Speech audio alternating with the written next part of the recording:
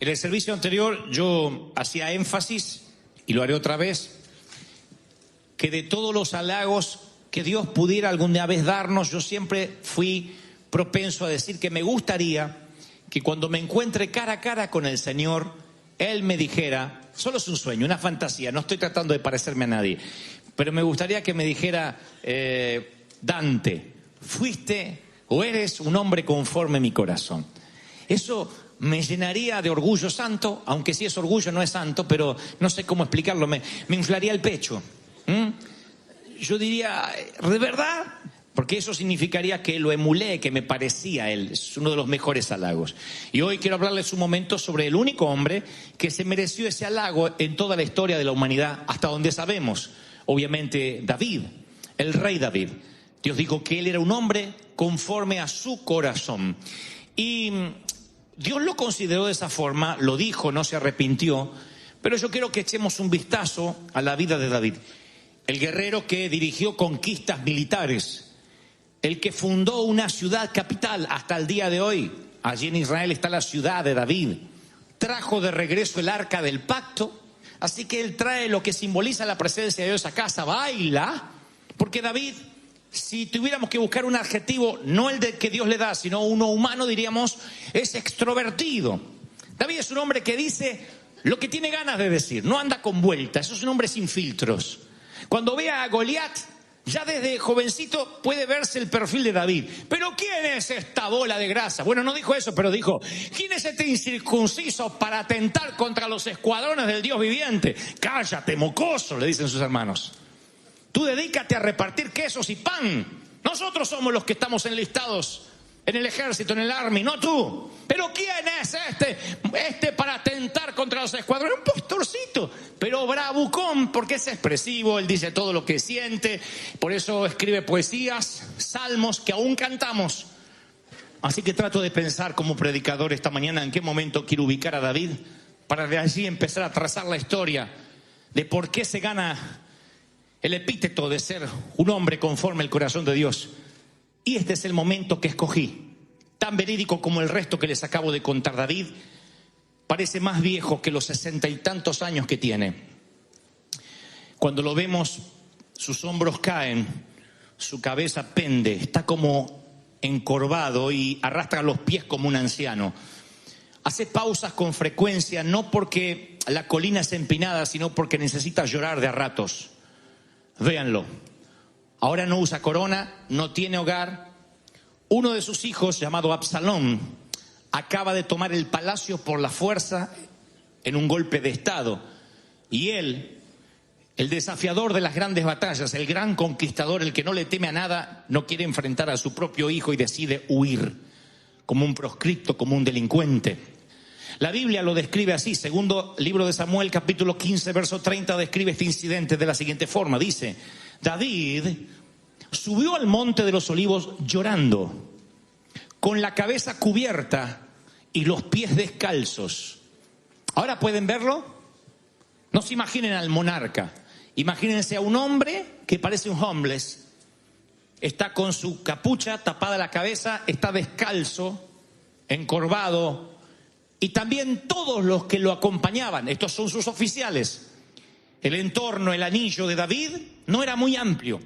Quienes llegaban a él eran sus generales, los más valientes. Hay historia de los valientes de David y estos son los que lo secundan y también lloraron. Pues lloran porque ven a su líder quebrado, ven a su líder devastado, ven a su líder diciendo no puedo más.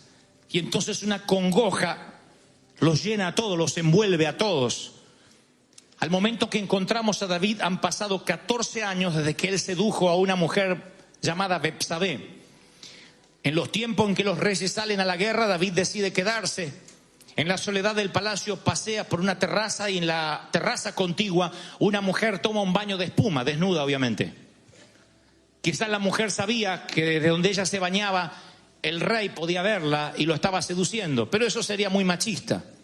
Tal vez la mujer no sabe y peca de ingenua, lo que sea, David no aparta la mirada, la seduce, la trae a la cama y manda a matar a su marido. 14 años desde que eso sucedió. 13 años desde el momento que él camina descalzo por la montaña, desde que un profeta piadoso llamado Natán, le dice: tú pecaste contra Jehová. Ese profeta no sabe cómo hacerle entender al rey que metió la pata y usa una metáfora, una parábola de un hombre que tenía muchas ovejas. No obstante eso, codicia la oveja del pobre vecino, la única que tenía. David se enoja, monta en cólera. Un hombre que hace esa canallada debe morir. Y Natán le dice: tú eres ese hombre. Has pecado contra Jehová. Han pasado 13 años desde que fue confrontado y desde que Natán le da una sentencia. Le dice: Dios te perdona lo que has hecho, no morirás, pero la espada nunca se irá de tu familia. Será una familia que vivirá momentos tristes, agónicos. Acabas de abrir un vórtice en los cielos, una puerta al enemigo, y tu familia lo resentirá. Ahora me pregunto si David recuerda esa palabra mientras que va por la montaña. Las cosas no han salido bien. Están como algunos esta mañana diciendo: sabes, ahora que lo mencionas, Dante, yo siento que tampoco las cosas me han ido bien en los últimos años. También puedo ubicarme en esa pendiente, con los pies descalzos, la cabeza tapada y llorando. Cada día la vida se me hace cuesta arriba, literalmente como la pendiente que está subiendo David. Siento que podría escapar. Yo también me transformaría en ave si pudiera y me iría lejos, pero no sé dónde podría escapar. Pero déjenme que les siga contando sobre el hombre conforme al corazón de Dios. Hay historias sórdidas, desenterradas en la arqueología de su familia, porque la Biblia narra que David tiene varios hijos de distintas madres. Él tiene muchas esposas, concubinas. Uno de sus hijos se llama Amnón, y Amnón se siente atraído por su media hermana Tamar. Tamar es virgen, nunca estuvo con ningún caballero. Amnón la trata de seducir. Tamar le dice: no hagas eso, eres mi hermano. Amnón dice: no lo eres técnicamente, tenemos mismo padre pero distinta madre. Tamar se niega y un día Amnón entra a su recámara y la abusa, la viola por la fuerza. Tamar rompe su vestido de colores, lo desgarra así. El vestido de colores significaba que era una mujer virgen y ahora ha perdido su virginidad y su inocencia con su medio hermano. Su medio hermano la usa y luego se deshace de ella como si fuera una muñeca usada. Y la Biblia dice: y el rey David, al enterarse de todo lo que había pasado, se enfureció. Y es lo último que la Biblia narra respecto a David con este incidente. Se enfureció. Ajá. Y luego pasa otra historia: se enfureció. Pegó 2 o 3 gritos como padre latino y otra cosa. Y tampoco hizo nada con Tamar. Tamar necesita un papá y lo que obtuvo fue silencio. Quedó un vacío en su interior y ese vacío lo llena su otro hermano, Absalón, quien le dice: Tamar, yo vengaré tu virginidad. Yo te devolveré la dignidad como mujer. Así que Absalón embriaga a su hermano en una fiesta, a su hermano Amnón, y le clava un puñal por la espalda. Así que tenemos una familia donde hay incesto, una hija violada, un hijo muerto, un palacio conmocionado y ahora un asesino prófugo. Esto es peor que los Rivera.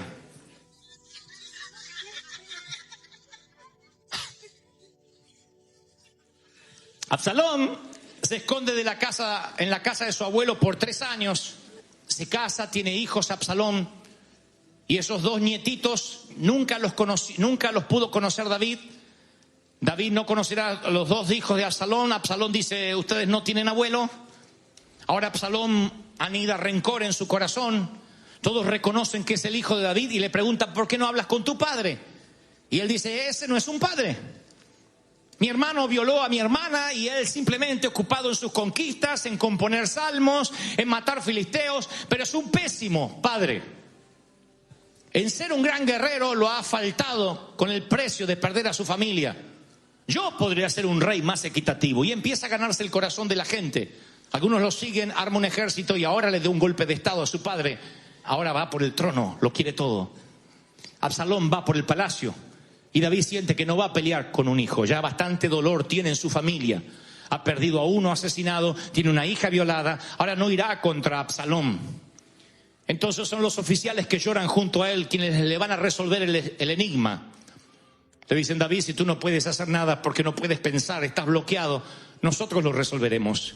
Uno de sus principales oficiales, su segundo a bordo en Israel, clava 3 lanzazos en el corazón de Absalón, que cuelga y pende de un árbol enredado en sus cabellos. Van con la noticia y le dicen: bueno, la peste ha muerto. Ahora Absalón también murió, regresa al palacio. Y es la primera vez que David orará por alguien de su familia. ¡Absalón! ¡Absalón! ¿Quién me diera a mí el privilegio de estar muerto yo en tu lugar? ¡Qué palabras! Es lo que le surge del alma cuando le dicen que Absalón está muerto. Él quiere estar muerto. Y lo escribe en uno de sus salmos: ¿quién me diera a mí morir en el lugar de mi hijo? Él siente que una parte de él también muere con cada hijo que entierra. Un padre no debería nunca enterrar a los hijos. David ya ha visto muchas tumbas de los suyos. Si ustedes me quieren preguntar cómo yo veo a David en este momento subiendo por esa empinada colina, lo veo opaco, gris, triste. Perdió la alegría, el gozo. David no tiene gozo. Cuando pierdes el gozo, no tiene sentido nada de lo que estás haciendo. Y deben haber visto ustedes gente en cualquier oficio o profesión que ha perdido el gozo de lo que hace. Yo les doy mi palabra de honor que no pasaré un minuto más frente a ustedes ni al timón de esta congregación si algún día siento que pierdo el gozo de servir. Si algún día esto deja de ser un placer, una diversión y se transforma nada más que en una cruz, en una carga, porque eso se empieza a notar. No podemos servir sin gozo. David perdió el gozo, que no es lo mismo que la felicidad mundana, es ese gozo que termina siendo tu fortaleza, termina siendo lo que te da energía para levantarte cada día. Regrésame el gozo. Y cuando Natán le dice: David, tú has pecado contra Jehová, David nunca duda de su salvación. Noten esto, que no es un tema menor. David no dice: no me quites la salvación, no quiero irme al infierno. Él dice: devuélveme el gozo, regrésame el gozo de ser salvo. Él sabía que podía sentirse salvo pero perder el gozo. Devuélveme el gozo. Yo lo que necesito es volver a tener paz en mi almohada, volver a ser feliz. Oigan, ¿cómo hace David? ¿Cómo recupera el gozo? David dice: borra mis transgresiones, lávame de mi maldad, límpiame de mi pecado. Está consciente que transgresión es violar un límite, que maldad es transformar algo lindo en algo feo, que pecado es una ofensa hacia Dios. Pero él necesita recuperar el gozo. ¿Y qué hace? Escribe, compone el Salmo 51. La vida de David se divide en dos partes: antes del Salmo 51 y después del Salmo 51. David debió haber terminado los salmos en el 50. No se supone que un hombre con las manos llenas de sangre y de adulterio siga escribiendo salmos. Sin embargo, después del 51 encuentro el 52, el 53, el 54 y sigo y me voy al 100 y pico, sigue escribiendo y digo: alguien le tiene que decir a este hombre que no debería escribir más, alguien tiene que decirle que tiene que apartarse del camino de Dios. Pero Dios dice: es un hombre conforme a mi corazón. ¿Qué es lo que hace que sea conforme al corazón de Dios? Así que David dice: devuélveme el gozo de tu salvación, y escribe el Salmo 51. Cada salmo, si eres detallista, antes de comenzar tiene unas letras pequeñas traducidas del original hebreo que dice cuándo fue compuesto, en qué momento. Y aquí yo me pongo a ver cuándo escribió este salmo, y dice lo siguiente: al músico principal. O sea que las notas se las da al músico principal. Salmo de David después que tuvo sexo con Betsabé y fue confrontado por Natán el profeta. O sea que es confrontado, consciente de su pecado, y en lugar de poner la mirada perdida y decir: le fallé al Señor, yo no puedo adorar, se pone a adorar, se pone a cantar una canción, se pone a decirle: Señor, aún yo te estoy amando. Es como que David dijera: mira, Dios, voy a ser sincero una vez más, de las millones de veces que lo fui. Sabes, tal vez yo no sirva como rey, tienes razón. Soy el tipo equivocado. No soy mejor que Saúl. Y a decir verdad, creo que desperdiciaste la unción en mí aquel día que el cuerno vertió sobre mi cabeza. Como padre, ay, pésimo. Mis hijos me detestan. Tengo una hija que me odia. Tengo hijos muertos y los que están vivos no quieren saber nada de mí. Como esposo, me soportan porque soy el rey, pero todas se mandarían a rajar a su tierra si pudieran. Soy un hombre solitario, triste, descalzo y con la cabeza tapada en una colina ascendente. Lo he perdido todo. Pero sabes, cuando tú me encontraste, Dios, yo era un muchachito que solo sabía cantar. De tanto en tanto defendía a mis ovejas de los osos y leones, de cualquier depredador. Pero yo sé cantar. Eso sí, es algo que está innato en mí. Desde el vientre de mi madre yo sé cantar, así que tomaré la guitarra y cantaré otra vez. Tal vez no pueda ser un rey, pero aún puedo cantar. Toma la guitarra y canta. Siento a Cristo, siento a Cristo. Todos en el palacio escuchan cantar al rey. Lo han escuchado cantar luego de las victorias y de las derrotas. Lo han escuchado cantar cuando tenía el bebé muerto en los brazos, el hijo de él y Betsabé. Cantaba. Siempre cantó.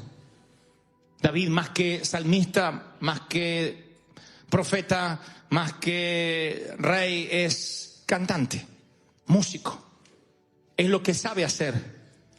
Y es como de que de alguna manera le dice: Dios, tal vez no pueda hacer todo lo otro que tú esperabas de mí, pero sabes, a pesar de todo aún puedo cantar.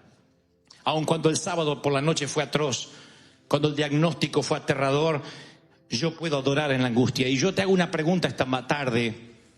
¿Qué es, si te alejaste de Dios, si sientes que estás lejos del Señor, que ya no oras ni cantas como antes, qué crees que es lo que todavía podrías hacer para Dios? Si lo perdieras todo, ¿qué es lo que todavía crees que podrías hacer para Dios? ¿Qué te parece que podrías seguir haciendo para Dios a pesar de tus manos sucias, de tu indignidad aparente? Tal vez dices: bueno, podría aconsejar. Mi matrimonio es un desastre, pero sé que podría aconsejar a alguna pareja, tal vez de lo que no deberían hacer, pero siento que podría ayudar a alguien. Otros dicen: yo ya la he fregado demasiado, pero siento que podría abrazar, sembrar, escribir un cheque, no sé, invitar un café a alguien. No sé si eso tenga importancia para Dios, pero es lo que yo todavía aún podría hacer, aún si lo perdiera todo. Eso es lo que siente exactamente David. Señor, yo aún puedo cantar. Y se pone a adorar a Dios. ¿Por qué David se gana el adjetivo de un hombre conforme el corazón de Dios? Te diré el secreto, el gran secreto está semioculto en las páginas de la Biblia. Porque David sabía, es el único de los profetas, salmistas o David o reyes que hayan existido, que reconocían cuál es el camino de regreso a Dios. Cuando le hiciste fea, cuando metiste la pata, el camino, el freeway que te regresa a Dios es la adoración, es levantar las manos y adorar, es levantar las manos y clamar. Eso siempre te regresará a tu Dios, eso te volverá a conectar con tu Dios. ¡Aleluya! Eso es maravilloso. No encuentro otra razón por la cual Dios diría: este es un hombre conforme a mi corazón. Él sabe cómo regresar a casa. Inmediatamente se pone a adorar. Es lo que ha hecho después de matar osos y arrancarle ovejas de las fauces de un león. Es lo que ha hecho después de cortarle la cabeza a Goliat. Es lo que ha hecho cuando Saúl lo perseguía. Es lo que ha hecho cuando era un proscrito. Es lo que ha hecho cuando el arca entró. Es lo que ha hecho cada vez que perdió, ganó una batalla, cantaba. Él cantaba y cantaba y cantaba. Y Dios se paraba y se paraba y se paraba en su trono para oírlo. Y le decía a los ángeles, a los serafines, a los querubines, a los coros superiores e inferiores: ¿ven cómo se hace? ¿Ven cómo se conmueve mi corazón? Este hombre nunca deja de adorarme. Este es un hombre que tiene el corazón igual a mí. ¡Aleluya!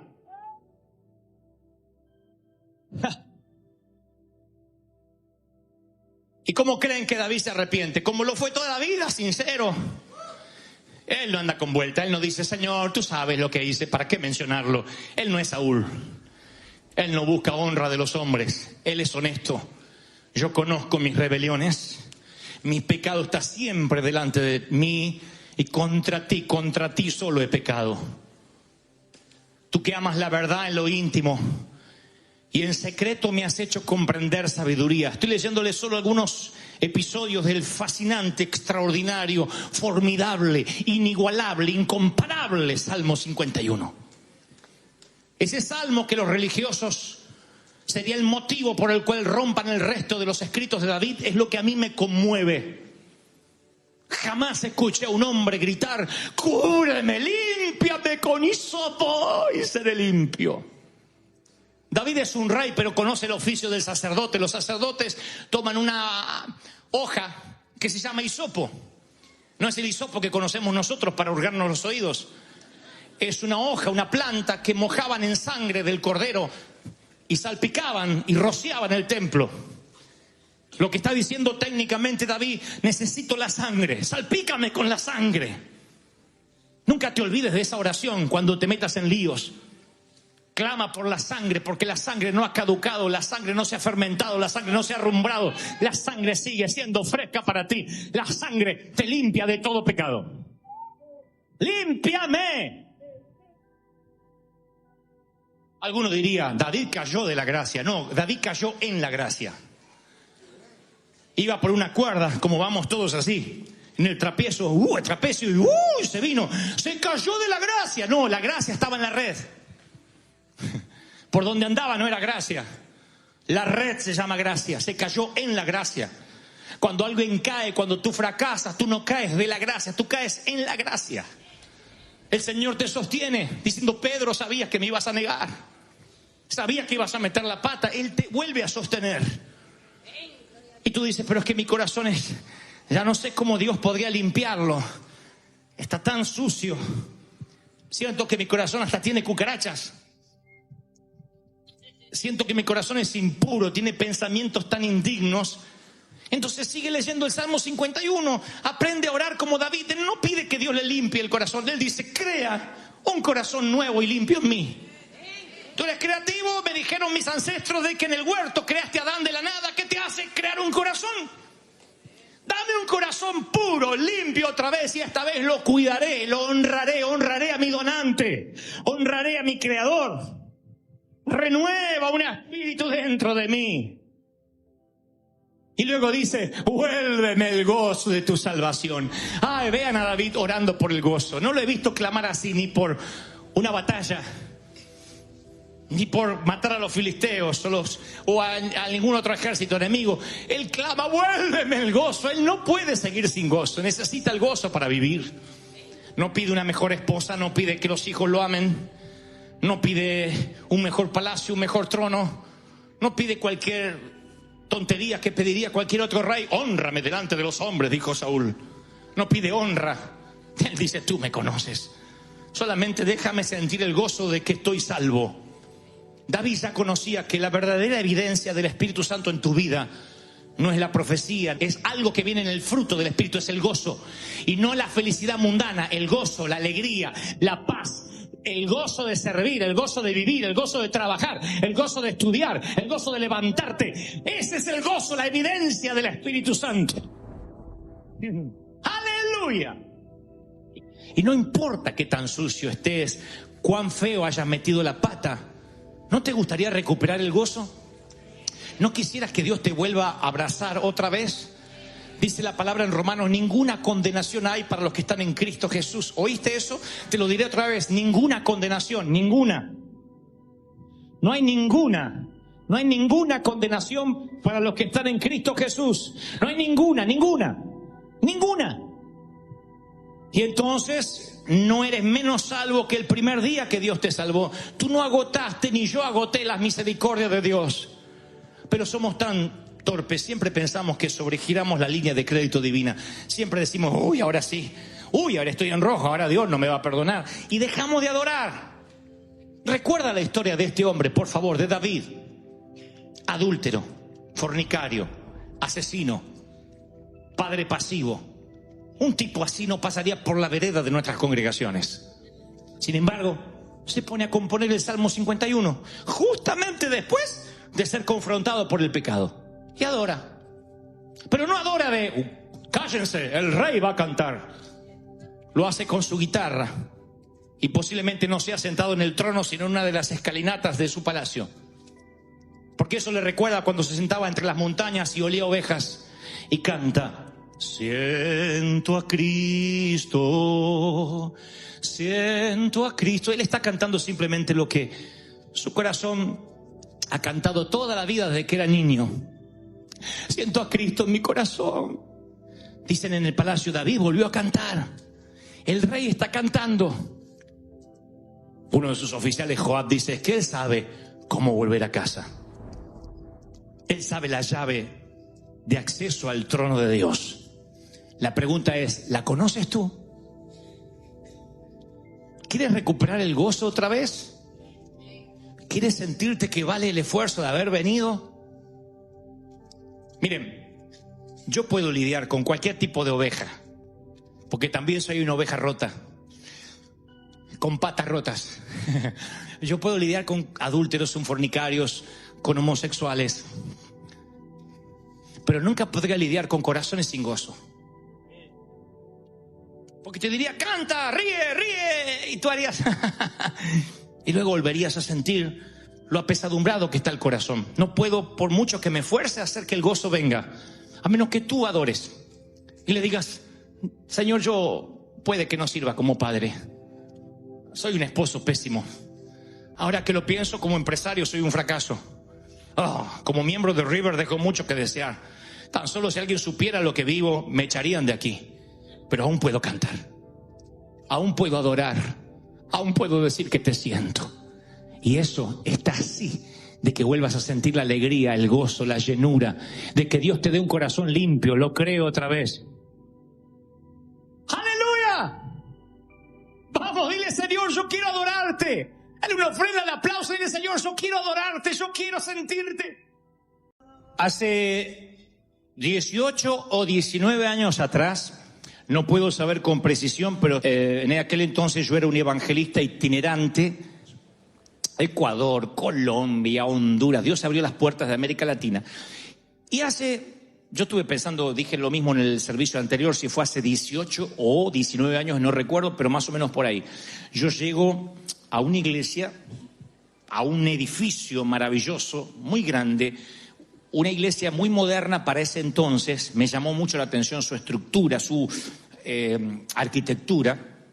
Y entonces el pastor me recibe allí, yo iba a predicar 2 noches, y mientras que íbamos hablando y mirando y comentando la estructura, la arquitectura, el hombre me dice, yo necesito abrirte el corazón y decirte algo que el Señor ha puesto para que te lo transmita. Dios me dijo que te diga que lo que estás haciendo es seguir adelante en el ministerio, pero sin pasión. Sus palabras me quemaron. Él estaba llorando, sus ojos vidriosos, y me decía, el Señor me dice que posiblemente todos los sueños que hoy tienes van a quedar en sueños, no se van a cumplir a menos que cambies, a menos que tengas una redirección. Tienes el corazón maltratado y a causa de tu corazón maltratado, Dante, estás desanimado.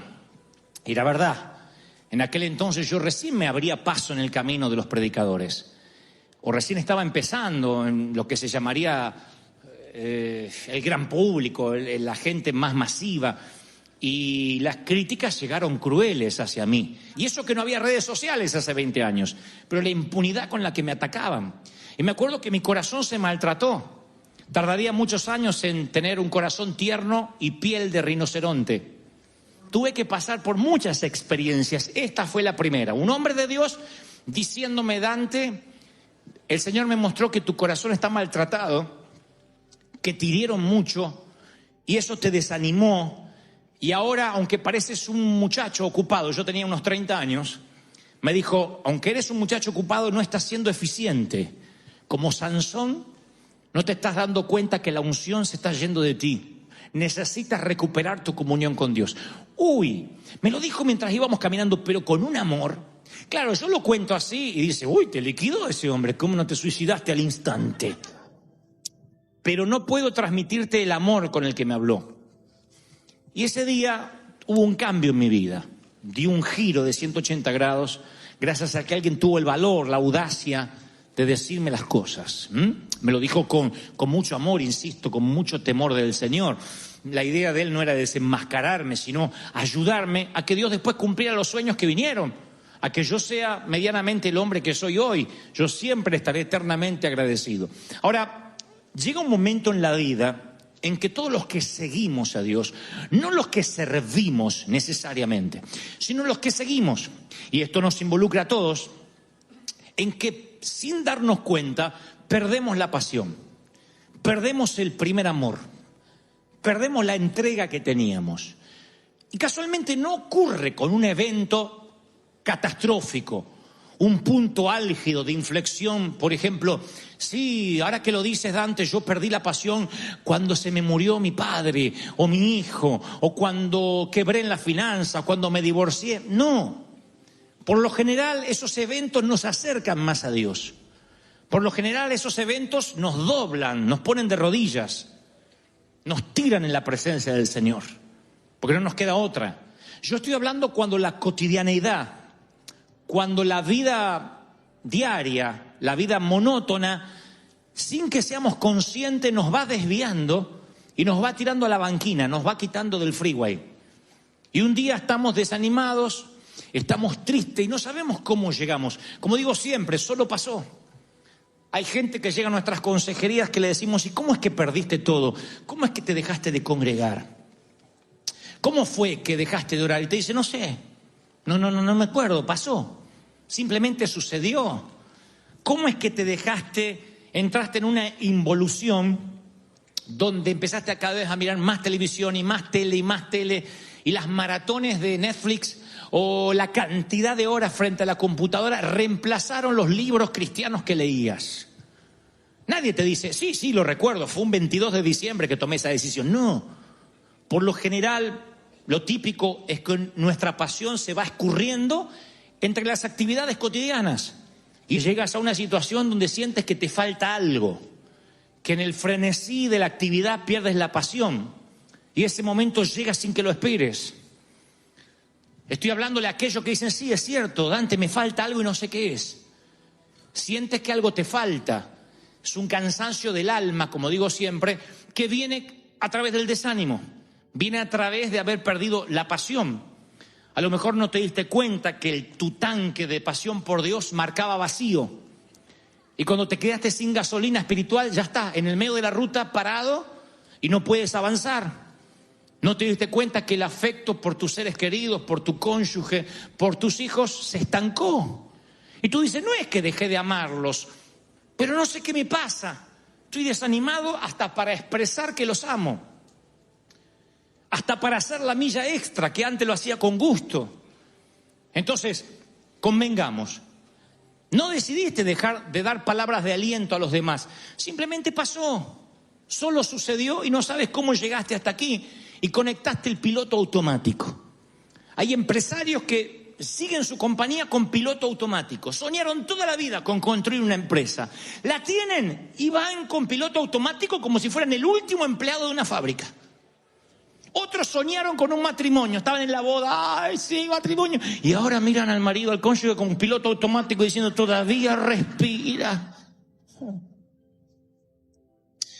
Mamis que querían, o mujeres que querían ser mamis, que rogaban, oraban por su vientre para tener un hijo sano, y hoy están preocupadísimas para que no se les raye la mugrosa mesita del living.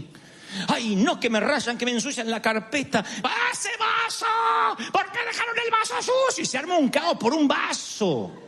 Yo no digo que no seas limpia o limpio y que te gusta tener todo ordenado. Digo cuando algo estalla de un modo que no debería estallar. Cuando algo está sobreexcedido. Tiene que llevarte a pensar que son alarmas que te están diciendo que perdiste la pasión por las cosas simples. Perdiste la pasión por congregarte, por tener una familia, la pasión por compartir un programa en la tele, por tomar un café en familia. De repente las cosas que antes te alegraban, ahora son abúlicas, son aburridas. Perdiste la pasión de vivir.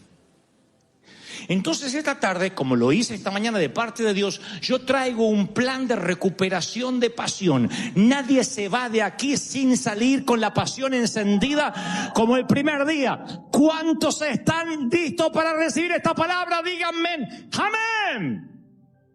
Bueno, este es el plan de recuperación. Mucha gente lo ha probado y le ha resultado.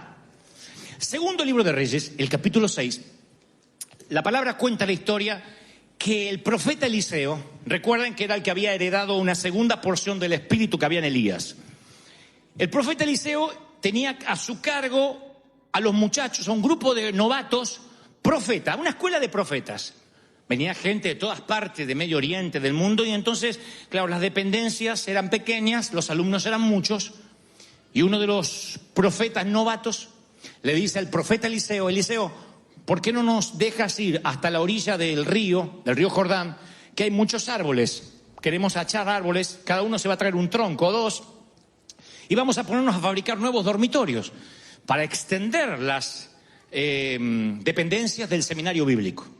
Entonces Eliseo dice: bueno, vayan. A último momento le piden al profeta que los acompañe, él los acompaña, y entonces ocurre algo que para algunos puede ser un tema menor, pero es importantísimo para aquellos que han perdido la pasión.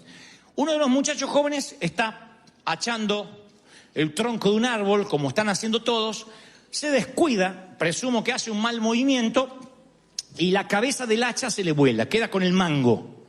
Entonces grita, literalmente la palabra dice que cuando él siente que se queda con el mango y se le pierde la cabeza del hacha, grita: ¡ay, maestro! Ese hacha era no era mía, era prestada. O sea, tras que estaba trabajando, ahora estaba endeudado, porque le habían prestado una herramienta que tenía que devolver. Y en esos tiempos un hacha podía ser un dinero importante. Entonces se preocupa, y lo primero que se le da por hacer es gritar. Lo primero que esto me enseña es que yo veo al hombre trabajando duro. No es un flojo, alguien que se quedó. Es alguien que, como todo el mundo, está achando, se descuida, y en el descuido pierde su filo, pierde su herramienta, en pleno rendimiento, viviendo la vida. Entonces este mensaje más que nunca va para aquellos que dicen: Dante, yo hago todo lo que se supone que sé hacer. Trabajo, me esfuerzo, ahí estoy, queriendo cortar el árbol. No soy un flojo que se levanta el lunes y que estoy esperando que la bendición me caiga del cielo. Yo estoy trabajando duro para que Dios me bendiga. Y sin embargo, no sé en qué momento siento que estoy haciendo mi trabajo y los árboles no caen a mi alrededor. Siento que estoy en mi empresa y no logro tener mayor utilidad. Estoy en mi familia y no logro conectar con ellos. No logro que mis hijos cambien. No logro ni que junten la ropa estos condenados. Otro dice: no estoy logrando alcanzar mi sueño. Estoy ahí haciendo el esfuerzo, haciendo el movimiento. Quien me ve de lejos dice: está cortando árboles. Pero quien se acerca se da cuenta que solo tengo el mango. Perdí la pasión. Se me perdió el filo en algún momento. Y no hay nada más que drene la unción que hacer el esfuerzo y sentirte en una bicicleta fija. La bicicleta fija es frustrante porque te adelgaza pero no llegas a ninguna parte. En mi barrio subías a la bicicleta y por lo menos, además de adelgazar, ibas a algún lado. Pero a veces cuando la bicicleta fija nos sucede en la vida, estás allí cansado, sudas, pero no llegas a ninguna parte. ¿Saben por qué pasa eso? Porque cuando uno pierde la pasión, lo que pierde primero es la mente, además de la pasión. ¿Saben cómo es perder la mente? Nunca te olvides de esto. Miren, cuando estás navegando en internet, en la computadora, es muy probable que entres a sitios, que visites cualquier sitio de noticias, de lo que sea, te entran cookies. Las cookies son como información que se oculta en la computadora, que luego te van a redireccionar a lugares que según tu perfil necesitas ir. No es raro de repente que te aparezca ofertas de Ross, un montón en la computadora. ¿Por qué? Porque alguna vez estuviste buscando algo en Ross. Así que si a tu esposo le aparecen Viagra, algo estuvo buscando. No diga: no sé por qué me lo mandan. Esas cookies te van llenando el disco rígido y la computadora cada vez está más lenta. Entonces quieres poner algo, una prédica, y de repente no baja la prédica y dice: ¿pero qué está pasando? ¿El wifi es malo? No, es tu computadora. Se llenó de los gigas, de la capacidad que tenía, está llena de información basura. De información que te drenan la mente, el mother, te drenan el cerebro que tiene la computadora. Lleven esto a la vida cotidiana con este mother, con esta cabeza, es lo mismo. Cuando uno se empieza a preocupar, cuando uno se empieza a cargar, cuando uno no le encuentra sentido a la vida, se llena de cookies, se llena de cookies, se llena de cookies. Entonces hay gente acá que lo único que ve son cookies. Que están diciendo, Señor Jesús, te pido que bendigas a mi hijo. Ay, no le preparé el lunch para mañana. Ay, pará. Pero este desgraciado no vino. Ay, pero no sentí la llave. Y te olvidaste que estabas hablando con Dios. ¿Por qué? Porque el nivel de preocupación es tan profundo que te llenó la mente con información basura. Y eso te termina quitando la pasión. Así que al hombre se le cae el hacha y ahora está pac con el mango, pero grita, no tengo, se me cayó, era prestada. ¿Qué es lo primero que tienes que hacer? Escucha esto, si pierdes la pasión 50 veces al día, grita y pide ayuda al Señor, que te la va a devolver, te la va a dar, te va a encender, te va a prender fuego el Señor. ¿Lo reciben, sí o no? ¿Dónde cayó?, pregunta el hombre de Dios. Y cuando le indica el lugar, Eliseo toma un palo, lo echa allí y hace que el hacha empiece a flotar. Extendió el brazo el muchacho y la sacó. Observa que no se entristeció, no lo regañó. No le dijo, ¿cómo, menso, se te cayó? No invente, ¿qué se te cayó? Lo único que tenía que cuidar era el hacha y el hacha se te hundió. No le dijo eso. Le dijo, ¿dónde se te cayó? Y este es el espíritu que tiene Dios para contigo. Dios está en los detalles. Dios es tan grande que no hay una uña encarnada que tengas que te cause molestia que a Dios también no le interese. Dios le importa. Esto es lo primero que tienes que llevarte esta tarde en este plan de recuperación. Sea lo que sea que te esté pasando, que te entristece, que te deprime, que te oprime, Dios me dice que te diga, por favor, pídeme ayuda. No tienes ayuda porque no me la has pedido. Dime que quieres recuperar tu pasión. Dime que quieres volver a sentir el primer amor. Así que yo no sé qué es lo que te hace falta para recuperar esa pasión. Yo tuve que pensar mucho cuando hace casi 20 años este hombre me confrontó. Yo me di cuenta que no tenía la capacidad de restaurarme por mí mismo. Yo tuve que buscar a Dios, tuve que pedirle ayuda a Él, tuve que decir, Señor, necesito saber dónde perdí el hacha. Y este es el punto, mis queridos. Si bien hasta ahora yo les dije que cuando uno está deprimido y perdió el primer amor, uno no sabe cuándo pasó. Ahora tenemos que ir más profundo. No puedes no tener idea dónde pasó. Yo tuve que encontrar hace 20 años que una crítica feroz me había maltratado el corazón y a partir de ahí yo empecé a orar de diferentes formas. Entonces mi relación cambió.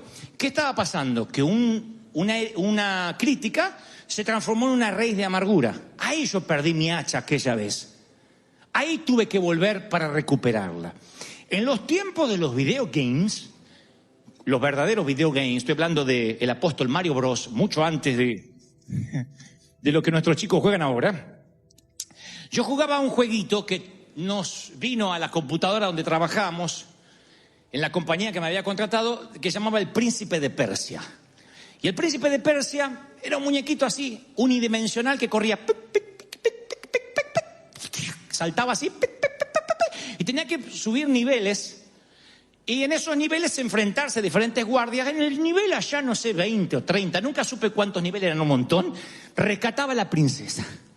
La princesa era una flaca que hacía así, del otro lado.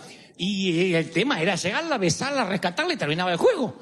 Y había un guardia gordito así, en la puerta con una espada. Y yo ya había peleado contra todos en todos los niveles. Así que dije, a este gordo me lo como en sándwich. Agarré, me mató, perdí una vida. Empecé a pelear otra vez, perdí otra vida. Perdí otra vida, dice, vuelva al nivel 1.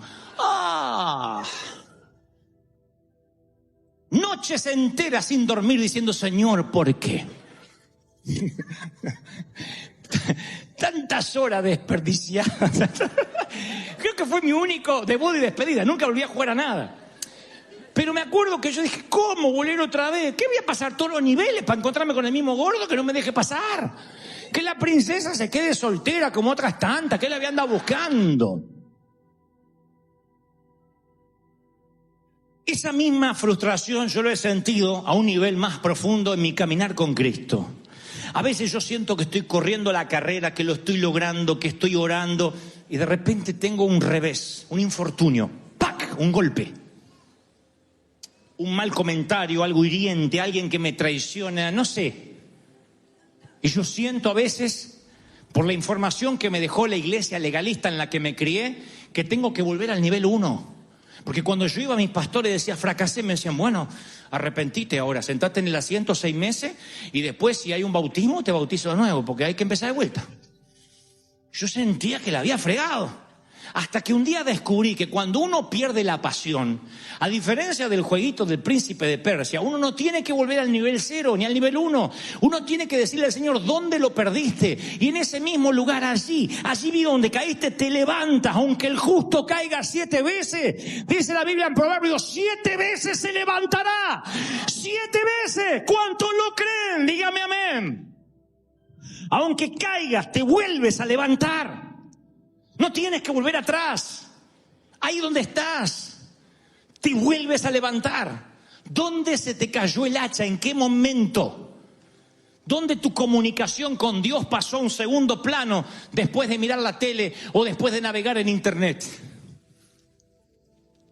¿Dónde cambiaste la música que escuchabas en el auto?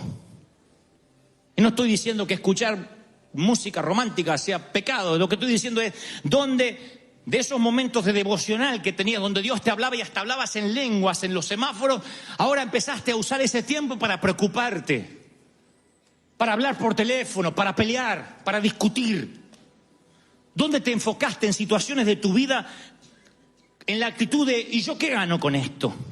A mí me ha sorprendido ver gente que yo conocí hace muchos años, generosa, que daba, siempre estaba viendo qué te podía dar, y no eran ricos, pero estoy hablando de gente que se hacían tacos, hacían algunos de más para aquel que no tenía. Guardá para llevarle a fulano. Si cocinaba un pavo y si podía se cocinaba otro. Porque siempre estaba pensando en dar. Yo conozco mucha gente así, que no tiene mucho, pero siempre está viendo qué puede dar. Mira 2x3 el closet y decir, no, pero yo esta ropa no la estoy usando y está casi nueva. A veces el saquito le quedaría bien al fulano de tal. Y están regalando, y no porque necesitan hacerse ver, porque daban. En un momento no sé qué les pasó, se les cayó el hacha y ahora están pensando, ¿y yo qué gano con esto? Y si doy, ¿qué me dan? ¿Qué? ¿Simplemente dar? ¿Y yo qué gano? Yo digo, ¿cuándo su corazón se transformó en egoísta? ¿Cuándo dejó de tener la mano así y cerró el puño? ¿Cuándo nos cambió el corazón? Insisto, no nos damos cuenta cuándo, hasta tanto le digas a Dios, ¿dónde se te cayó el hacha? En palabras de Eliseo, ¿dónde la perdiste? ¿Dónde se te cayó? Tal vez recibiste palabras como yo que te desviaron. Un mensaje desagradable en un correo electrónico, un mensaje hiriente que lo comenzaste a creer. Hay gente que te dice cosas feas y tú te lo crees, porque te agarró con las defensas bajas. A lo mejor es posible que hayas comenzado a ver como cargas aquello que en su momento fueron bendiciones para ti. Querías tener un hijo y ahora estás renegando por el hijo. Querías estar casado y ahora reniegas por tu matrimonio. Querías vivir en este país y ahora dices, ¡ay, tengo que pagar impuestos! De pronto, lo que fue una bendición se transformó en una carga y eso te entristece el alma, te aminala, te reduce, te hace una persona pequeña. A mí me duele ver gente pequeña. Porque la grandeza siempre es interior, ¿saben? La grandeza no son los músculos que desarrollas en el gimnasio. La grandeza, muchachos, no es la testosterona. La grandeza no son los anabólicos. La grandeza, damas, no es el cuerpo perfecto, ni las nalgas paradas, ni los senos perfectos. La grandeza es lo que lleva adentro uno. Eso es lo que enamora, eso es lo que atrae, eso es lo que lidera. La grandeza. Y cuando no tienes esa grandeza, eres gente pequeña. Y la gente pequeña perdió la pasión, se vuelve egoísta, se vuelve siempre, se llena de especulaciones, qué puede ganar, qué no puede ganar. ¿Dónde la perdiste? Es la pregunta, ¿dónde cayó? ¿O te vas a quedar moviendo el mango viendo que los árboles no se caen? Necesitas recuperar el filo. Necesitas saber que tienes la responsabilidad de evaluar tu situación. Pablo le escribe a Timoteo y le dice: aviva el fuego del don de Dios que está en ti por la imposición de mis manos. Y él tiene la obligación de avivar ese fuego. No le dice: Pablo, venía a imponerme las manos otra vez. ¿Qué es lo que hacemos los pastores a veces? Pasen al altar y reciben una nueva unción. No, aviva el fuego que Dios te dio. No dice la Biblia: ven aquí que te vuelvo a orar, Timoteo, que seguro te me enfriaste. Moisés, regresa al desierto que te prendo otra zarza. No. Recupera el llamado, vuelve al nivel donde el gordo no te dejó rescatar la princesa. Vuelve al sitio donde perdiste todo lo que habías logrado. No tienes que irte a un monte, irte a Israel, a que en el muro de los lamentos tengas un encuentro con Dios. Ahí, al lado de tu cama, donde orabas antes. Ahí vas a encontrar tu hacha, en el mismo lugar, en el mismo sitio donde ahora no le encuentras sentido. Ahí va a estar el Señor. Lo estás recibiendo. Ahí te encuentras con Él. Yo tengo esta palabra para que te vayas a tu casa, a tu hogar. Es una frase que me dijo un amigo hace muchos años atrás, cuando yo era chico. Bueno, no tan chico, pero era pibito, chamaquito. Yo le dije que había hecho muchos niveles en el Príncipe de Persia y que faltando poquito por rescatar a la princesa, un gordo me mató. Me quitó las 3 vidas. Y como no había forma de saltear niveles, le dije: así que no volví a jugar más. Y él me dijo una frase que se acuñó en mi corazón, pero ya no para volver a jugar a los videogames, sino que lo utilicé como un mantra, como un axioma, como un proverbio de vida, que te lo voy a regalar. Él me dijo: ¿de verdad no volviste a jugar habiendo llegado tan lejos? No, tenés que volverlo a intentar, flaco, porque llegaste muy lejos. Esta fue la frase: llegaste muy lejos para darte por vencido. Y esa es la misma frase que te voy a regalar. Llegaste muy lejos para quedarte sin hacha. Llegaste hasta acá. Te trajo Dios quién sabe de qué país. No sé si naciste acá o quizás a millas, kilómetros de distancia. Mira todo lo que lograste. Sufriste, lloraste, te reíste. Arrojaste puñados de tierra sobre un ataúd. Asististe a bodas, a la propia, a las de extraños. Estuviste en una corte de divorcio. Pasaste muchas cosas. ¿De verdad me vas a decir que te vas a dar por vencido? Se dan por vencidos los que recién empiezan. Pero tú no. Es un lujo con el que no cuentas. La renuncia no es una opción para ti. Llegaste muy lejos para darte por vencido. Y no importa cuántos gordos se interpongan entre la princesa y tú tienes que volverlo a intentar. Porque no tienes que volver al nivel 0, tienes que volver al nivel donde peleas con el gordo. Ahí mismo. Al mismo lugar donde perdiste las vidas, te paras ahí y dices: en el nombre del Señor voy a recuperar mi botín. En el nombre del Señor voy a pelear por lo que es mío. Están recibiendo esta palabra de parte de Dios. No te rindas, no bajes los brazos, no te entregues. ¡Wow! Mis queridos, un hombre... Estaba leyendo la noticia hace un par de días y dije: algo el Señor quiere decirme con esto. Un hombre alemán heredó un bosque que le perteneció a su familia durante 400 años. 400 años, 4 siglos que este bosque perteneció a la misma familia, al mismo apellido alemán. Este hombre lo heredó y lo sorprendente, dice la noticia, es que los árboles que él cosecha los plantó su bisabuelo hace 180 años. 180 años para que él los pueda disfrutar.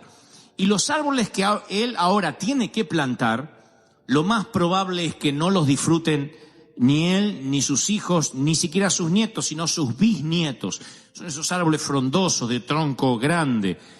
Él es parte de una cadena. Al heredar un bosque que no plantó y al tener que seguir plantando semillas para futuros árboles que él no va a disfrutar, él se siente parte de una cadena, como un eslabón más. Y él da una declaración a cierto periodista que está haciendo una crónica de esta herencia tan particular de la familia alemana, y él dijo lo siguiente. Él dice: cada generación que hereda este bosque, plantado, insisto, hace 400 años atrás, debe tomar una decisión. Pueden podarlo todo o pueden seguir plantando. Pueden venderlo todo y hacerse rico, porque son árboles que se cotizan para muchas cosas, para todos los productos que pueden sacarse de los troncos de lo mismo, o pueden tomar solo lo necesario y seguir dejando la inversión para sus hijos. El hombre cosecha semillas sembradas por hombres que jamás conoció, y el hombre siembra semillas que cosecharán descendientes que nunca verá. O sea, independiente del pasado y responsable del futuro. Como nosotros, cuando nacemos en una familia, somos hijos del pasado y padres del futuro. Todos nosotros nacimos en un bosque que no sembramos. Nacimos en un apellido que no elegimos tener. Ninguno de nosotros decidió nacer en esta o cual o la otra familia. Nacimos donde el Señor quiso que naciéramos. Y tenemos la mixtura, tenemos la raza, tenemos la etnia que Dios determinó que tuviésemos. Y nacemos, insisto, en un bosque donde ya estaba cuando llegamos y donde seguirá estando el día que tengamos que partir. A partir de esta historia, que me pareció, por cierto, muy singular, se me ocurrió una pregunta para hacerle a la iglesia en este domingo en particular. La pregunta es, ¿qué aspecto tiene tu bosque familiar? O sea, al pararte sobre la tierra que te heredaron, al pararte sobre tu apellido, ¿cómo te sientes? Porque algunos de ustedes heredaron una tierra con muchos bosques, con muchos árboles, con muchos nutrientes. Algunos heredan tierras donde hay hileras de herencia, de verdad, de cosas buenas, cosas positivas. Quizás te apoyes en el bosque de tus padres y te sientas con orgullo. Diga, qué bueno que nací en esta familia, en este apellido. No todos pueden decir gracias, Señor, por el sitio que me tocó. Muchos no se sienten orgullosos de sus árboles familiares. Pobreza, vergüenza, abuso. La cosecha fue levantada, pero nadie volvió a sembrar jamás. Muchos se encontraron en un bosque que no pidieron. Y a lo mejor hay mucha gente hoy, en esta mañana, en este templo, que al recordar su infancia, en vez de sentir inspiración, lo que siente son recuerdos de dolor, recuerdos de tristeza, de abandono, porque te maldijeron, porque te ignoraron, te rebajaron. Y pensabas cuando eras niño que eso era lo normal, que así se suponía que era una familia, hasta que un día fuiste grande y te diste cuenta que eso no era normal, que no sabes cómo sobreviviste. Lo que es peor, un día tuviste tus propios hijos y te diste cuenta que no era normal cómo te trataban, la indiferencia, la falta de cariño, la falta de abrazo, la falta de palabras positivas.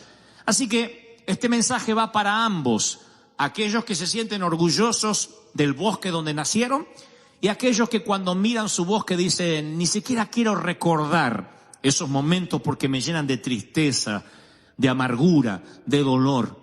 Le pedí al Espíritu Santo que me mostrara, independientemente de la historia de este alemán, algún episodio en las Escrituras donde alguna persona se encontrara en un bosque que no pidió, en una familia de la cual no se siente orgulloso. Y sí descubrí uno, conozco un hombre que nació en un bosque talado, en un bosque arrasado.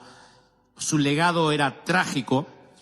Leo en las Escrituras un poco capítulos para atrás y me doy cuenta que su abuelo era un brujo, que consultaba con adivinos, con agoreros, de hecho sacrificaba a sus hijos en rituales satánicos. Ese era su abuelo, alguien directamente emparentado con las cosas diabólicas.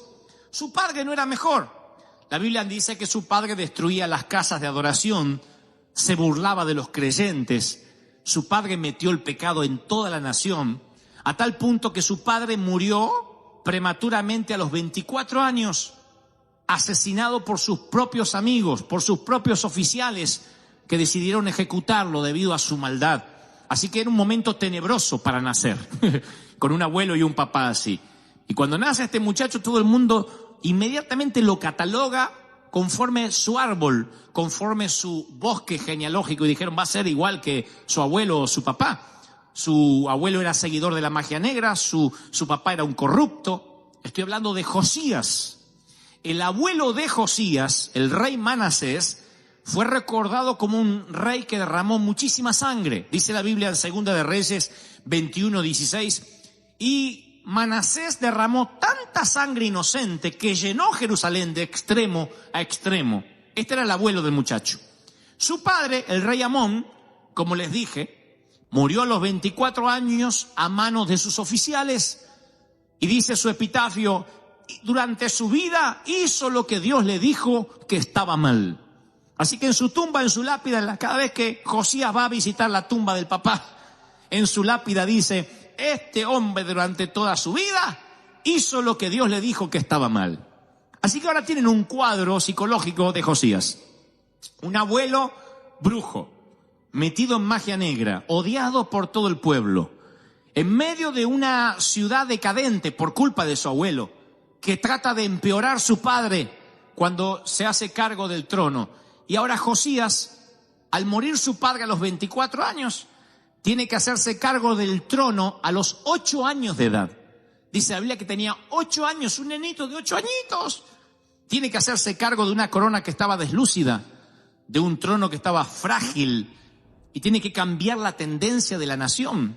Tiene que imprimirle a un niño de 8 años un nuevo cauce al país, a la época. E hizo tal cambio Josías. Ustedes dicen, pero con 8 años y con ese bosque familiar, sí. Hizo tantos cambios en su reinado hasta que ya era un adolescente, un joven y un adulto, que 2600 años después todavía los estamos recordando, el rey Josías. El mundo conoció reyes más sabios, el mundo ha visto reyes más ricos, el mundo ha sabido de reyes más poderosos, pero el mundo jamás conoció un rey tan valeroso como Josías, que tomó una valiente decisión que está escrita en Segunda de Reyes 22:2. Dice: y Josías anduvo en el camino de David. David era su bisabuelo. David, sin apartarse a derecha ni a izquierda, anduvo en el camino de David, sin apartarse ni a derecha ni a izquierda. Ahora présteme atención. El muchacho hereda una corona frágil, deslúcida, el templo está en desorden, la ley se había perdido, así que el muchacho empieza a hojear en su álbum familiar hasta encontrar un antepasado digno para imitar. Mira porque todas las crónicas de los reyes estaban escritas en papiros, en rollos. Todas las decisiones de los reyes, todo lo que los monarcas hacían quedaba escrita a través justamente de los escribas. Así que él empieza a buscar en su álbum familiar a ver si puede imitar al padre. Dice: mirá la que se mandó el viejo. Esta no puedo. Esta menos. Mira al viejo y el viejo era un desastre. Así que se va más atrás. Dice: voy a tratar de imitar a mi abuelo. Cuando se encuentra con el abuelo dice: ¡ay, qué nene que era el abuelo! ¡Dios mío! Un vago el abuelo. Borracho, brujo, sinvergüenza, mujeriego. Así que dice: ¿a quién voy a imitar? Y entonces tiene que saltear al padre, tiene que saltear al abuelo e irse más atrás todavía hasta que encuentra a David. Y descubren las crónicas que David, que era su tatara o quién sabe, abuelo por allá, cuando descubre a David dice: voy a tratar de imitarlo a él, porque las crónicas decían que David tenía un corazón conforme al del Señor. O sea, saltea todo lo que no le conviene y trata de buscar en su álbum familiar alguien a quien emular, alguien a quien imitar. Tú no puedes elegir a tus padres, pero puedes elegir a tus mentores. ¿Me están siguiendo, sí o no? Tú no puedes elegir en qué familia nacer, pero puedes elegir a qué familia espiritual pertenecer. Tú no puedes decidir qué apellido tener, pero sí puedes decidir tener un apellido celestial con un ADN que es más fuerte que el ADN que circula por tu sangre, por tus genes, que es el ADN que te da el Señor y el Espíritu Santo. ¿Están de acuerdo con eso, sí o no? Ahora, no podemos elegir a nuestros padres, pero sí podemos elegir a nuestros mentores. Sigo leyendo la Biblia y ahora les comparto 3 secretos que le van a volar la cabeza literalmente. Oigan esto. Sigo leyendo la Biblia y dice: la gente, durante el reinado de Josías, claro, la gente derribó los altares de los Baales, según las directivas de Josías.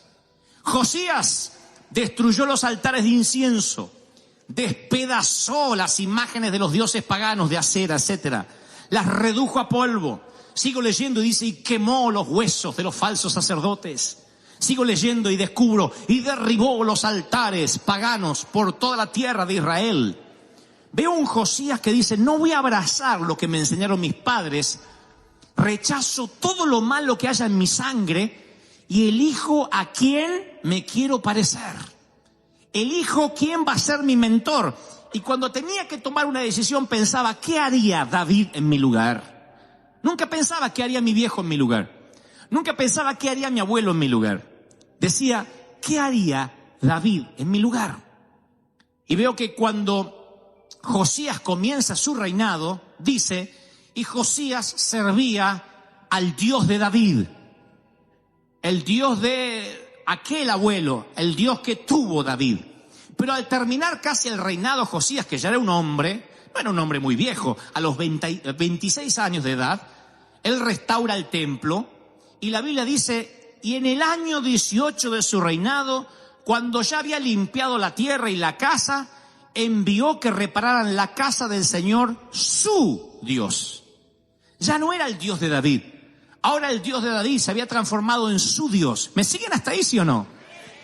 Él empezó a servir al Dios de David porque nació en un momento donde nadie conocía a Dios. Se habían olvidado de las leyes. Pero de pronto, cuando él descubre que en su linaje, en su bosque, hubo un hombre llamado David que hizo las cosas bien, por consecuencia descubre al Dios de ese hombre que hizo las cosas bien. Y dice, no solo voy a imitar a David, sino al Dios que él tenía. Y al empezar a imitar a David, el Dios que tenía David se transforma en su Dios también. Y los milagros que Dios hizo en su abuelo David, ahora empiezan a ocurrirle a él. Y la Biblia dice, y él sirvió a su Dios, se transformó en su Dios personal y privado. Y a partir de ahí él dice, no, hay que volver el pueblo hacia Dios, hay que redireccionar la nación. Aquí está todo escrito, cómo debemos estar. Y echa a los brujos, y echa las cosas malas, y trae una limpieza a toda la nación. Ahí es cuando Josías descubre que él no nació en ese bosque familiar por accidente. Nació para cambiar el rumbo de su apellido y lo que es más, el rumbo de la nación. ¿No será esa la razón por la cual tienes el apellido que tienes? ¿No será esa la razón por la cual naciste en la familia que naciste, en la nación y en el país que naciste, con el papá que tuviste o que no tuviste? ¿No será que en lugar de maldecir el bosque talado en el que te tocó nacer, será que Dios te puso ahí para que a partir de ti las cosas empiecen a cambiar en tu apellido y digan, no hubo nadie bueno en los Gebel hasta Dante, pero a partir de ahí todo cambió y sus hijos y sus nietos y sus bisnietos comenzaron a servir a Dios porque se volvieron al Dios verdadero? ¿No será que eso quiere Dios? ¿Cuántos dicen amén? Entonces, cuando uno piensa, ¿y a dónde voy a buscar yo para parecerme? Les voy a regalar el primer principio. ¿Quieren recibirlo, sí o no? Escuchen este principio que está dicho por Jesús en el Evangelio de Juan 3:6. Juan 3:6 dice, la vida humana, oigan, la vida humana nace del hombre, mientras que la vida espiritual nace del Espíritu. ¿Me siguieron, sí o no? Lo diré otra vez. La vida humana nace del hombre, mientras que la vida espiritual nace del Espíritu. ¿Qué dice la Escritura? Que tus padres te pudieron haber dado los genes, pero Dios te dio una gracia especial que revierte esos genes. La Escritura dice que tus padres fueron responsables de tu cuerpo, pero Dios es responsable de tu alma. Y que cuando buscas en tu árbol, en tu bosque, alguien a quien imitar y no encuentras a nadie y no tienes un buen modelo, tienes que buscar en el ADN de Dios que sobrepasa cualquier ADN negativo de tu bosque familiar. Si no tienes a quien imitar, tienes que buscar un mentor. Alguien que diga, no seremos la misma sangre, pero somos el mismo espíritu. Porque el hombre hace que nazca la vida humana, pero el Espíritu Santo hace que nazca la vida espiritual. Lo que estaba dentro tuyo. ¿Cuántos creen esto? Dígame amén. Así que nadie diga, es que yo estoy condenado, el que nació pa' perro, muere caniche. No diga esas cosas. Porque dentro tuyo hay un gen, hay un ADN diferente. Tu padre creó las galaxias, Tu padre fue el que acomodó el cosmos en su lugar, el que niveló las montañas. Tu padre metió los océanos en los cauces. Esa es tu familia real. Eso corre por tus venas. Cuando entiendes eso, no importa dónde naciste. ¿Me están siguiendo, sí o no? Segundo principio que nace de esta historia es el principio de los genes latentes, que está confirmado y corroborado médicamente. Todos nosotros tenemos genes, algunos se activan y otros quedan allí por años. Mal valga la comparación, es como los virus, como las enfermedades. Si tuviste una enfermedad cuando niño, esa enfermedad a veces queda un virus de forma pasiva alojada en tu cuerpo. Y a los 30, a los 40, a los 50 años, ese virus se vuelve a despertar y a veces produce una reacción menor, importante, etcétera. Y tú dices, pero si yo esto ya lo sufrí cuando niño. Sí, pero el gen latente quedó allí oculto en algún lugar del cuerpo y se vuelve a despertar. Dicen que eso pasa con el cáncer, que el cáncer no es una enfermedad que uno adquiere por el oxígeno, por contagio, sino que ya está eso desde que naces dormido y hay que orar de que no se despierte, porque cuando se despierta y sale a la luz, es como que eso que estaba allí de forma pasiva ahora forma una parte activa y produce el cáncer. De la misma forma pasa con los genes. Hay genes que están allí guardados que tú no sabes que Dios los programó para activarse en determinado momento. Se me llena el corazón al pensar que cuando nosotros nacemos en el espíritu, hay genes que Dios coloca desde los cielos en tu interior y quedan allí guardados para que en algún momento ¡puc!, se activen y empieces a usarlos y digan, pero yo ni sabía que esto estaba en mí. Se llama dones del espíritu. Son genes que Dios pone en ti y que te surgen. Los dones del espíritu no es que entras en estado de trance y sirves al Señor en trance, sino que te sale de adentro. ¿Me siguen, sí o no? Los profetas, la profecía es un don. Y yo nací en una iglesia donde las profetas entraban en trance. Tenía que ponerse los ojos en blanco, gritar en un chirrido que te ponía loco. Era como ver uñas en una pizarra. Yo no quería ser profeta porque digo, no voy a gritar como esa endemoniada nunca. Porque y ella decía, no sé lo que dije, el Señor me agarró, como que la agarraba como un robot. Hasta que entendí que los dones funcionan metidos, inmiscuidos, mezclados dentro de tus genes. Y toda tu familia a lo mejor siempre fue egoísta, nunca dio nada. Pero de pronto Dios dice, ¡pac!, y activa dentro tuyo el gen de dar, de sembrar, de no ser egoísta, y empiezas a dar. Y todo tu familiar le dice, pero ¿y este dónde salió? Habrá sido hijo de otro, porque nuestro no es. Tienes una particularidad que no es que te agarra los domingos, lo haces todo el tiempo, es algo que se activa en un momento específico.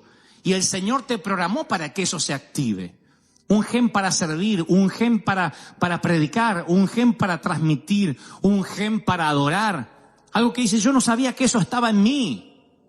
Gente, como les decía recién, te criaste con gente negativa y de pronto el Señor, ¡pum!, despierta un gen positivo en ti. Y ese gen positivo siempre tiende a llevarte para adelante. Eso está en mí. Dios despertó un gen muy positivo en mí, si no, no podría liderar, no podría inspirar a otros. Pero Dios siempre me dio como una alegría extra. Por eso me acusan de loco, de que no se toman las cosas con seriedad. Y que Dios me dio como un giga extra de alegría. Y es como que Dios dijo, sufrió tanta tristeza, tanto lo psicopatearon de chiquito, que mandó un gen extra de alegría y de gozo. Dijo, para que le dure y para que se mantenga lo más joven posible. Y el Señor dice, hay un gen en ti que se va a activar esta mañana. ¿Cuántos creen esto? Díganme, amén. Tercer y último principio. Diré lo que dije al principio. Uno no puede elegir a los padres, pero puede elegir a los mentores. Cuando uno descubre ese principio, es extraordinario. Por eso la Biblia dice, el que ofrenda a profeta, el que bendice a profeta, bendición de profeta tiene. Porque el Señor dice, cuando tú miras algo que te apasiona, que quieres, que amas, te sientas a los pies de los que más saben, no vas a tener que pasar por lo mismo. Algunos dicen, no, hay que pasar todo lo que pasó el apóstol Pablo. No, Hay cosas que pasó Pablo para que tú no las tengas que pasar. Yo no quiero que mis hijos repitan los momentos tristes de mi vida. Me va a gustar verlos casarse y no tener que pasar las miserias, las pobrezas que nosotros pasamos. Me va a gustar ver que ellos arrancan con ventaja, porque es algo bíblico. Es bíblico, el Dios de Abraham, el Dios de Isaac, el Dios de Jacob. Y cada generación conoce a un Dios que comienza en los lomos o en los hombros de tus mentores. Entonces, iglesia amada, iglesia querida, entiendan lo profundo de este sermón. No sé dónde la vida te va a llevar. Dios quiera que te quedes aquí por siempre, pero si por alguna razón la vida te lleva a alguna otra parte, nunca permitas que sea tu pasado el que te defina. Nunca permitas que sea tu bosque familiar lo que determine tu destino. Tienes que comenzar en los hombros de alguien que te desafíe, para decir, a partir de ahí yo quiero tener el doble, el triple. Es el principio de Elías y Eliseo. Eliseo dijo, te pido una doble porción de la unción de mi Señor. Una doble porción de lo que Él tiene. No dijo, quiero pagar el mismo precio, empezar de abajo. Él fue, listo, una doble porción de lo que Él tiene. Y el Señor me dice, te he traído de los confines de la tierra a esta congregación para que aprendas estos 3 principios. Número 1, el hombre solo puede generar vida natural, pero el espíritu genera vida espiritual. ¿Están conmigo, sí o no? Número 2, recuerda, tú no puedes elegir a tus padres, pero puedes elegir a tus mentores. Es el principio de los mentores. Número 3, hay genes latentes en ti que están esperando activarse. No te sorprendas si algún día se despierta en ti el deseo de ser pastor, de ser evangelista, de ser misionero, de ser músico. Y tú dices, pero si yo nunca pensé, yo tampoco nunca pensé hacer nada de lo que hago. Pagaría cualquier cosa porque me vieran a mí de adolescente, de jovencito, lleno de complejos, sin poder hablar a la gente, tartamudo, con cierto grado de autismo durante gran parte de mi niñez. Para que ustedes vean lo que Dios puede hacer con un inútil, con alguien que no tiene dones, pero que Dios puso genes allí. Desde el vientre cancerígeno de mi madre, Dios me llenó de genes que se iban a activar en momentos especiales. Y luego fue a mi calendario y dijo, este gen se le va a activar a los 6 años. Y empecé a dibujar. Este otro gen no se activará hasta que tenga 17. Y fue la primera vez que hablé en público y nunca paré. Este otro gen se le va a activar cuando tenga 20. Este otro gen a los 35. Y descubrí que podía escribir. De golpe empecé a escribir libros como si hubiese estudiado para hacerlo toda la vida. Otro gen que se activó, puesto desde el vientre de mi madre. Un gen pastoral que se activa exactamente cuando cumplo los 40. Se activa y se despierta como si siempre hubiese sido pastor. Y los que creyeron enseñarme, hoy me dicen, díganos cuál es el método de crecimiento. No tengo idea, se activó el gen, ¿cómo le voy a decir si 40 años para atrás no encuentro nada? Y no sé qué más se me va a activar de acá hasta la vejez. Pero esos genes están en ti. Esos genes están en ti. ¿Cuánto lo quieren y lo reciben? Díganme amén. ¡Aleluya!